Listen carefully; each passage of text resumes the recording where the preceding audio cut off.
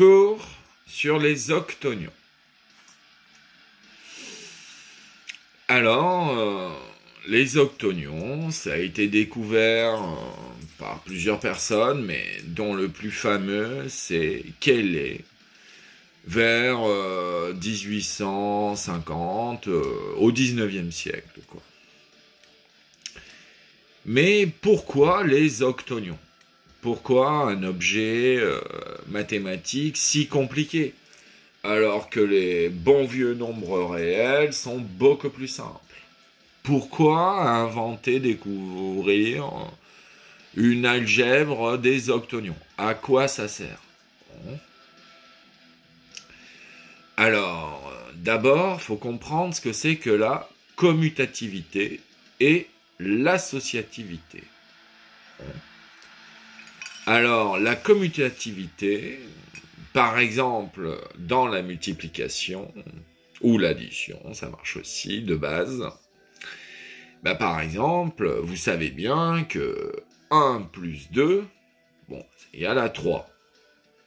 Mais c'est égal aussi à 2 plus 1, égal à 3 aussi. 1 plus 2 égale 2 plus 1 égale 3.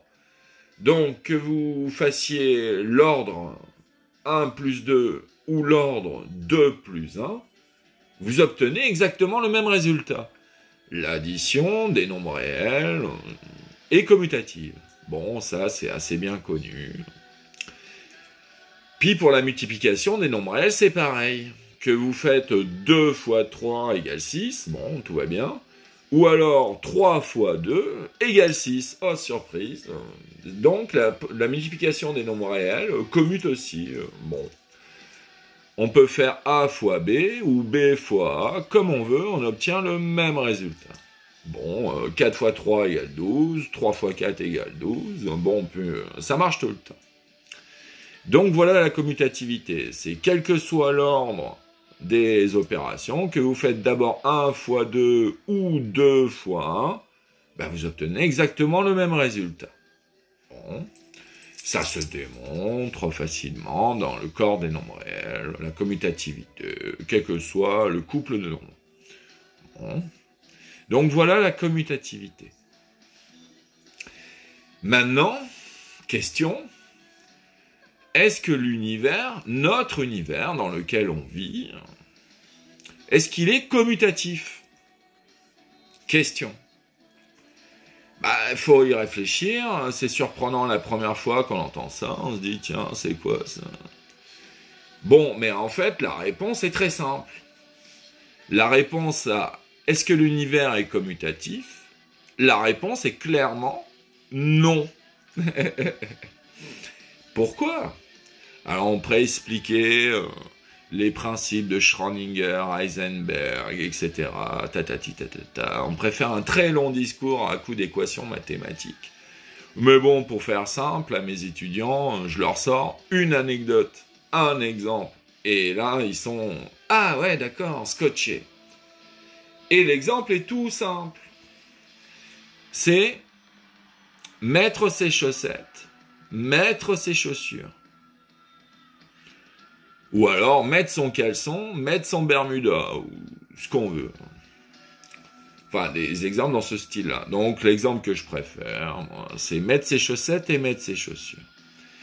Donc, en gros, vous avez deux opérations. Bah, vous avez deux choix. Soit vous faites d'abord, je mets mes chaussettes, et ensuite je mets mes chaussures. Ou l'opposé, l'inverse. Je mets mes chaussures, et après je mets mes chaussettes.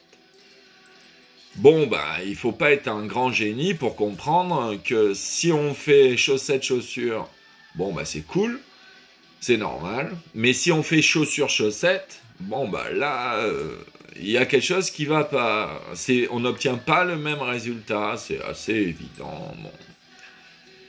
On peut l'imaginer, visualiser la scène très simplement. Bon, si on met ses chaussures d'abord et après on met ses chaussettes, vraiment, pas génial, quoi. On n'a pas un résultat souhaité.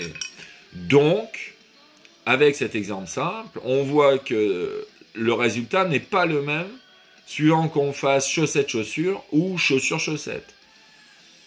Imparable. Conclusion, l'univers n'est pas commutatif. Point à la ligne. Bon. Le deuxième concept, fondamental en mathématiques aussi, c'est l'associativité. C'est que par exemple, l'addition est associative aussi, de façon élémentaire. Par exemple, si on fait 1 plus 2 plus 3, ça fait 6. Bon, très bien. Mais on peut faire l'ordre de l'addition comme on veut. On peut faire d'abord 1 plus 2 égale 3, et après rajouter plus 3 égale 6. Bon, ça marche. Ou alors, on peut faire 1 plus 2 plus 3 égale 5. Donc, ça fait 1 plus 5 égale 6. Ça marche aussi. Donc, en fait, on fait l'ordre des opérations un peu comme on veut quand c'est associatif. On fait soit 1 plus 2 plus 3, par exemple, ou on fait 1 plus 2 plus 3, ou on peut faire aussi 1 plus 2 plus 3. Bon, et après, plus on augmente le nombre de nombres, plus on peut faire de combinaisons diverses et variées d'associativité. Mais ce qui est bien pour l'addition, par exemple, des nombres réels, c'est associatif. On peut faire l'ordre des opérations comme on veut. On peut faire soit un après l'autre, soit par paquet. C'est open bar. Bon, donc voilà ce que c'est que l'associativité. Une propriété assez élémentaire et remarquable. Maintenant, question. Est-ce que notre univers, à nous, on sait déjà qu'il n'est pas commutatif. Bon, c'est réglé. Mais maintenant, est-ce qu'il est associatif ? Bon, alors ça, c'est plus compliqué à comprendre que la commutativité.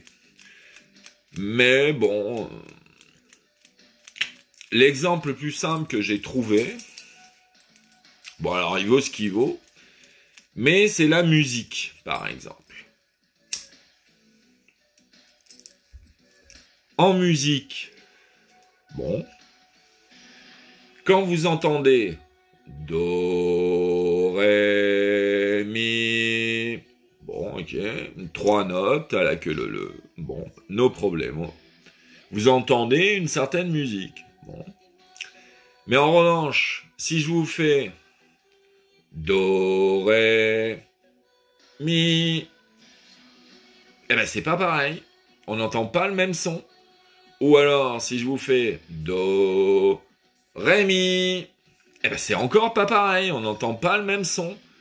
Donc, suivant l'ordre qu'on compacte nos notes de musique, on le sait très bien dans la composition musicale, on n'obtient pas du tout le même effet musical et donc, chez l'être humain, il ressent pas les mêmes choses. Suivant que on fait par paquet de notes compactées ou pas, on n'obtient pas le même son, pas la même musique. Donc, la musique, en particulier, n'est pas associative. Ça dépend du rythme, du tempo, des notes, et chaque chose en son temps. C'est pas du tout pareil, Do, Ré, Mi, ou Do, Ré, Mi, ou Do, Ré, Mi, ou n'importe quelle variante. Conclusion, un seul contre-exemple suffit à démontrer que l'univers n'est pas associatif. Donc, boum, la musique, contre-exemple, terminé. L'univers n'est pas associatif. Bien sûr, il y a des cas où ça marche. Si vous prenez un paquet d'une banane, un paquet de 2 bananes et un paquet de 3 bananes, si vous voulez savoir combien vous avez de bananes à la fin, si vous réunissez les 3 sacs, vous pouvez faire l'ordre d'addition que vous voulez. C'est associatif, l'addition des nombres réels. Donc, il y a des cas où dans l'univers, bien sûr, il y a des choses associatives. Ok. Mais le reste des cas n'est pas associatif, ni commutatif. Donc, conclusion, inéluctable, l'univers n'est ni commutatif, ni associatif. Alors, une fois qu'on a digéré ça,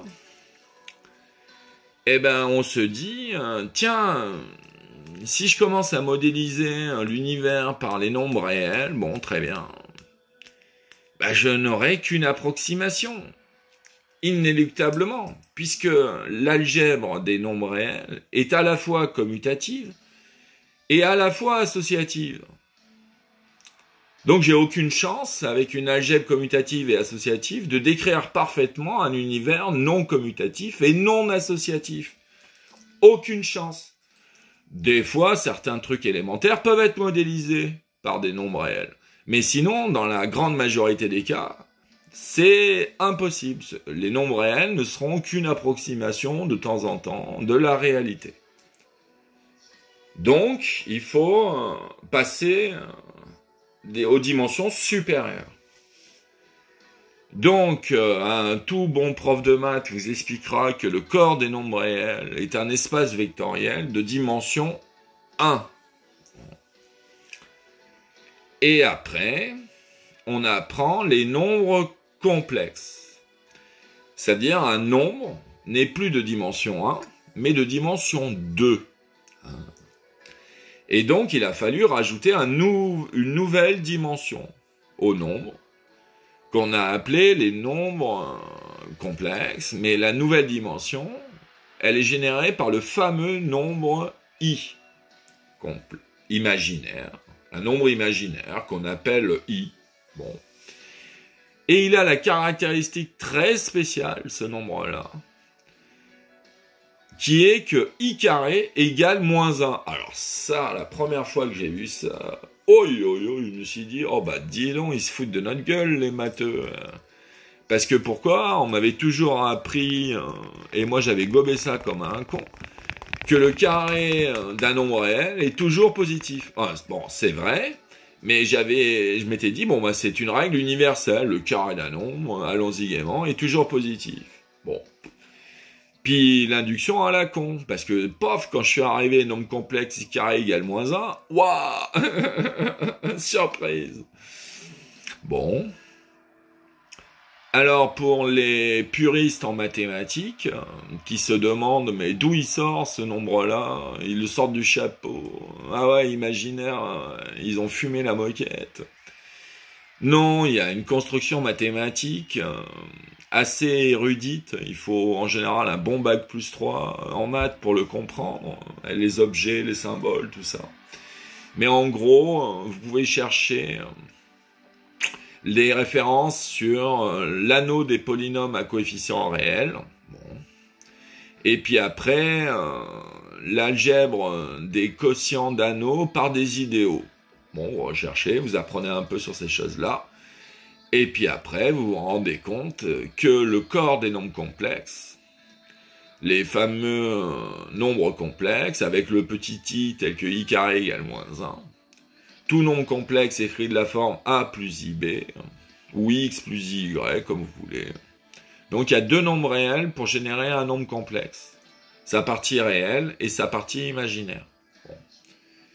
Et ben en fait, le corps des nombres complexes est isomorphe à R de x quotienté par l'idéal x carré plus 1. Bon, c'est comme ça, vous avez ça dans tous les bons bouquins de maths, je vous ai filé la référence. Donc la construction des nombres réels est clairement définie en mathématiques et on sait parfaitement le construire. Bon, il faut un minimum bac plus 3 pour le comprendre. Mais bon, c'est dans tous les bons bouquins de maths. Donc, conclusion, nos problémos, i carré égale moins 1. En fait, i, c'est le monome x dans l'anneau des polynômes quotienté par x carré plus 1. Et comme par magie, ce monome x, quand on le met au carré, bah, ça fait x carré. Et comme x carré plus 1 égale 0, bah, x carré égale moins 1. Bon, imparable. Donc, on a notre petit i complexe qui est en fait le monome x dans cette algèbre particulière. Donc, nos problémos, les calculs existent. On sait construire les nombres complexes, tout ça. Mais après, ce qu'on démontre comme première propriété, c'est que encore les nombres complexes forment une algèbre commutative et associative. Bon. Donc, mince, ça marche pas. C'est enfin, il me faut quelque chose de non commutatif et non associatif pour modéliser l'univers. Donc, dans l'histoire, il y a eu Hamilton. vers le 19e siècle, si mes souvenirs sont bons. Et lui, il a eu l'idée de génie de passer à une algèbre à 4 dimensions. Donc les nombres réels, 1 dimension, les nombres complexes, 2 dimensions. Et puis bien sûr, c'est x2. Bon, ça, il faut comprendre. C'est pas simple à comprendre pourquoi on multiplie par 2 pour sauter les dimensions. Bon. Donc les nombres réels, dimension 1, les nombres complexes, dimension 2. Donc Hamilton a inventé les quaternions, dimension 4. Et puis là, oh surprise, quand il calcule l'algèbre des dimensions 4, bim, l'algèbre n'est plus commutative. Donc il y a 4 vecteurs de base de dimension 4. Il y a les fameux 1, I, J, K. Donc le I, c'est toujours le I des nombres complexes. Mais Hamilton, dans les quaternions, il a rajouté 2 autres vecteurs de base, J et K. Et puis comme par hasard, J carré égale moins 1, K carré égale moins 1. Wow. Donc là, on n'a plus un carré qui égale à moins 1, mais 3. Oh bah disons, ça se complexifie drôlement. Donc il a démontré la formule Hamilton, que par exemple, si on prend I fois J, bah miracle, ça donne K. Bon, très bien. Mais par contre, si on fait J fois I, donc le commutant, I fois J égale K, mais J fois I, dans l'algèbre des quaternions, ça fait moins K. Attention, c'est pas pareil, c'est l'opposé. Le commutant de IJ, c'est JI, et ça fait l'opposé du résultat. IJ égale K, JI égale moins K. Bon, surprise, la première fois qu'on voit ça. Oh là là, c'est bizarre. Bon. Mais Hamilton, dans ses grandes découvertes, a démontré aussi, bon, très bien, il n'est pas commutatif, les quaternions, super. Mais en revanche, mince, il reste associatif. Ah, pas de chance. Et oui, dimension 4, les quaternions, dans tous les bons bouquins de maths, algèbre non commutative, mais associative. Bon, donc ça va pas encore.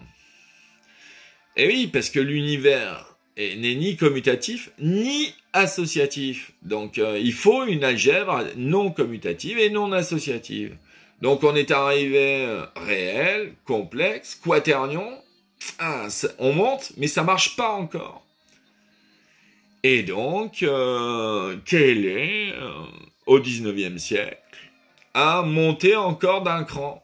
Il a dit, bon, ben voilà, on multiplie par 2 encore. Bon, une fois qu'on a bien tout compris, après comment il l'a intuité la première fois, bon, mystère.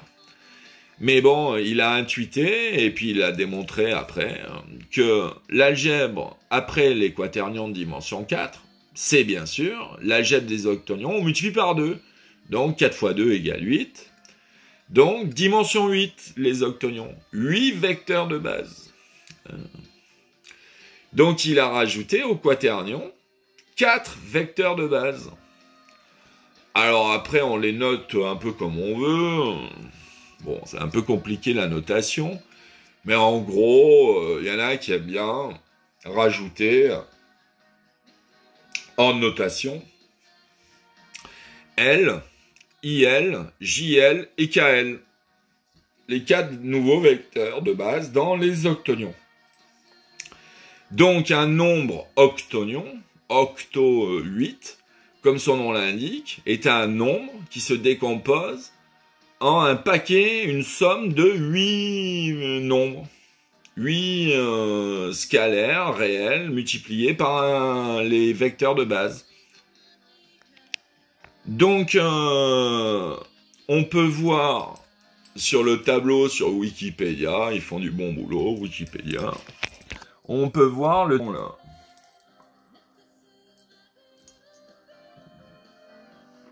Donc on voit les 8 vecteurs de base, en haut et en bas, et c'est le produit, ça veut dire que, par exemple, on voit bien que la première case verte, c'est I fois J égale K.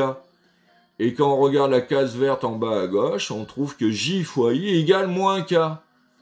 Bon, ben voilà la table, comme la table des multiplications qu'on a appris quand on était enfant. Voilà la table de multiplication des octonions, des 8 vecteurs de base de l'algèbre des octonions. Donc, pas simple. Ça demande par cœur à digérer, tout ça. Bon. Ça fait un tableau de 8 x 8 cases. Bon, 8 x 8, 64 cases. Bon, 64 cases à apprendre par cœur. Bon. C'est un peu embêtant. Donc, mais heureusement, il y a une structure. C'est pas au hasard les résultats des multiplications. Par exemple, pour les quaternions, I fois J égale K et pas autre chose. Ou alors J fois I égale moins K, l'opposé. Donc, il y a des règles très précises. Et donc, il y a eu un mathématicien de génie que quand il a vu ça, il a dit « Oh là là, c'est compliqué, tout ça. Moi, j'ai pas envie de retenir je sais pas combien de cases à apprendre par cœur. Ça me saoule. » Et donc, Fano, il a inventé, découvert ce qu'on appelle le plan de Fano. Un genre de moyen mémotechnique pour se rappeler le produit de deux octonions égale lequel. Bon, au hasard, ou alors un petit diagramme, un petit dessin. Tu suis les petites flèches du dessin et terminé, tu sais quelle est la valeur de ton produit de deux vecteurs de base de l'octonion. Donc le plan de Fano, c'est ça. C'est ce dessin-là. Donc on voit un triangle équilatéral, bon, avec les 3 points du milieu, des segments, des côtés, plus le point central. Donc 3 sommets du triangle équilatéral, 3 milieux des côtés, plus le centre, 3 plus 3 plus 1 égale 7. Les 7 vecteurs de base des octonions. Et bien sûr, le dernier vecteur de base, c'est les nombres réels que l'on met où l'on veut, ailleurs, quelque part, dans le plan. Bon. Mais le plus important, multiplier par des nombres réels, c'est facile. Donc, pas très intéressant de faire un dessin mémotechnique pour les nombres réels. Donc, ce qui nous intéresse le plus, c'est comment on multiplie les 7 vecteurs de base des octonions non réels. Et bien donc, par exemple, là, sur les 3 milieux, on reconnaît les quaternions. I, J, K.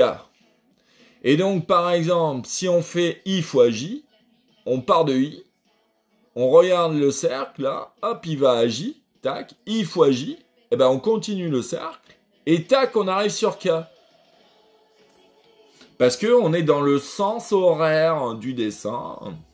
Mais en revanche, si on fait l'inverse, J fois I, on va dans le sens inverse. Donc on arrive sur K encore, mais on a passé dans le sens inverse. Donc J fois I égale l'inverse de K, égale moins K, l'opposé de K. Quand on étudie, tout ça c'est sur Wikipédia, c'est la base. Bon, très bien. Donc Fano, il a trouvé le plan de Fano, une représentation géométrique, que si on la suit en connaissant sa construction, nos problèmes, on sait multiplier n'importe quel octonion. Donc en fait, l'algèbre des octonions est une algèbre bien sûr non commutative, parce qu'on avait déjà les quaternions qui étaient non commutatifs. Mais les quaternions étaient encore associatifs. Et maintenant, oh surprise du miracle, les octonions, algèbre de dimension 8, n'est ni commutative, et miracle, ni associative. Waouh! Enfin, on a une algèbre ni commutative ni associative. Donc c'est mieux pour modéliser l'univers. Eh oui, si on commence à modéliser la Terre en disant la Terre est plate, on va pas aller très loin. Non. Et puis on va dire beaucoup de conneries. Tandis que si on part d'une algèbre qui est minimum ni commutative ni associative, bon, bah, on a plus de chances d'avoir la vérité. Bon. Et donc, après, bien sûr, il y a des encyclopédies entières sur des théorèmes, démonstrations, preuves, formules en veux-tu, en voilà, sur les octonions. Hein. Ouh, c'est un gros pavé. Après, bien sûr, il y a le conjugué, la norme, les opérateurs symétriques, antisymétriques, tatati. Alors là, vous avez de la documentation, en veux-tu, en voilà, sur les octonions. Donc, pour revenir à la base, l'algèbre, bon, bah, on commence toujours par l'ensemble vide. C'est fondamental. Bon. Donc, d'abord, il y a l'ensemble vide. Puis après, la plus petite structure canonique, entre guillemets, c'est bien sûr les nombres entiers. Donc, on a bien sûr l'ensemble vide qui est inclus dans les nombres entiers, à isomorphisme près. Et après, les nombres entiers bah, sont bien sûr inclus dans les nombres entiers relatifs. Puis, bien sûr, les nombres entiers relatifs sont inclus, bon, toujours à isomorphisme près, sont inclus dans les nombres rationnels, 2 tiers, moins 3 quarts. Puis, bien sûr, les nombres rationnels sont inclus dans les nombres réels. Et après, on continue. Les nombres réels sont inclus dans les nombres complexes, qui sont inclus dans les quaternions, qui sont inclus dans les octonions.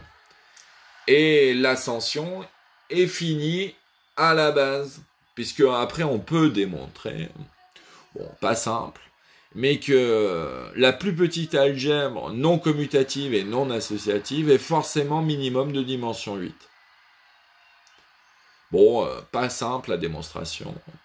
Et donc, inévitablement, bah, comme les octonions sont de dimension 8, bon, bah, on a gagné. C'est la plus petite algèbre non commutative et non associative. Et en plus, elle est universelle, c'est-à-dire que, bon, inévitablement, si tu essaies de trouver une algèbre non commutative et non associative, bah, comme sous-algèbre, minimum, il y aura les octonions. Donc les octonions, c'est une algèbre minimale, non commutative et non associative, fondamentale et universelle. Donc son étude est fortement conseillée. Voilà pourquoi il faut apprendre la théorie des octonions, au moins un minimum. Savoir un peu, tiens, c'est non commutatif, non associatif, mais comment ça marche pour faire les calculs ? Parce qu'après, si on veut comprendre quelque chose à la nature, à l'univers, eh ben inévitablement, on arrive aux particules élémentaires, les atomes, les électrons, les protons, les neutrons, les quarks, la théorie des cordes et tout ça. Et donc, oh, surprise, même les particules de matière infiniment petites, c'est pas commutatif. Alors, vous lisez Schrödinger, Heisenberg, Louis de Broglie, Max Planck et tatati tatata. Vous avez un peu de littérature scientifique à digérer, mais en gros, c'est inéluctable. Même les particules élémentaires, c'est pas commutatif. Si vous observez d'abord la vitesse d'un électron, par exemple, puis après sa position, vous obtenez pas le même résultat que si vous regardez d'abord sa position et ensuite sa vitesse. C'est pas commutatif. Et puis en plus, pour couronner le tout, en mécanique quantique, dans la très jolie théorie de Carlo Rovelli, la gravitation quantique à boucle, vous apprenez, oh surprise, que le résultat d'une expérience, même physique, même si on dit, tiens, on va regarder la vitesse d'un petit électron dans un atome d'hydrogène, par exemple, bon, dans une boîte de pétri ou je sais pas quoi, eh ben bon... On fait les tests, tout ça. Et qu'est-ce que nous dit le postulat fondamental de Carlo Rovelli ? Il dit que l'observateur, le scientifique qui mesure son petit électron, il influe sur l'expérience. Alors ça, ça c'est surprise garantie. Hein. Ça, la première fois que j'ai entendu ça, waouh, oh là là, ils ont encore fumé la moquette, les physiciens.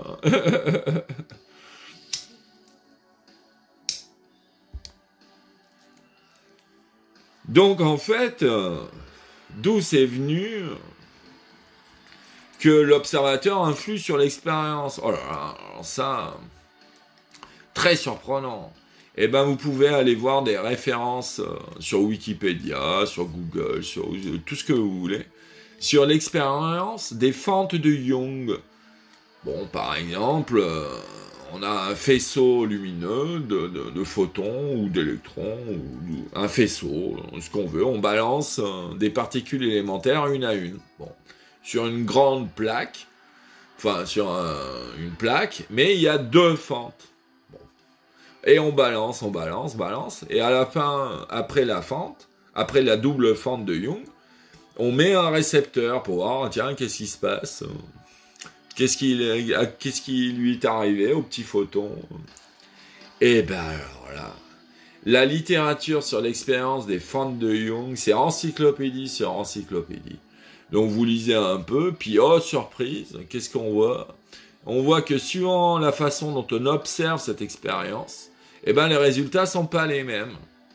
Un coup on voit une onde, un coup on voit des corpuscules. Oh bah dis donc. Ça, surprise garantie la première fois qu'on voit ça, si on ne connaît rien avant. Donc, l'algèbre fondamentale en mathématiques, quand on veut comprendre un minimum l'univers, c'est pas les nombres réels, c'est pas les nombres complexes, c'est même pas les quaternions. C'est nécessairement, et mathématiquement on peut le démontrer, c'est les octonions, l'algèbre de dimension 8, non commutative et non associative. Bon, bah comme petite introduction, j'espère que ça va. Mais bon courage pour comprendre.